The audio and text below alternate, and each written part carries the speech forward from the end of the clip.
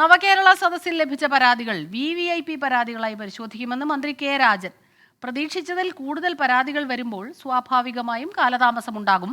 പരാതികൾ സമയബന്ധിതമായി പരിഹരിക്കുമെന്നും മന്ത്രി.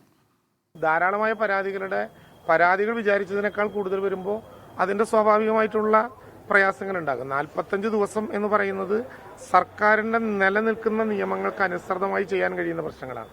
അല്ലാത്ത പ്രശ്നങ്ങളാണ് കൂടുതൽ വരുന്നതായി പല കാര്യത്തിലും കാണുന്നത്. നിയമങ്ങളിലും ചട്ടങ്ങളിലും മാറ്റം വരുത്തേണ്ടതാണെങ്കിൽ അങ്ങനെ, ക്യാബിനറ്റിന്റെ പ്രത്യേക അധികാരം ഉപയോഗിക്കേണ്ടതാണെങ്കിൽ അങ്ങനെയാണെങ്കിലും കൃത്യമായ ഫോളോ അപ്പ് ഉണ്ടാകും. പരാതികൾക്ക് സമയബന്ധിതമായി പരിഹാരം കാണാനുള്ള നടപടിയുണ്ട്.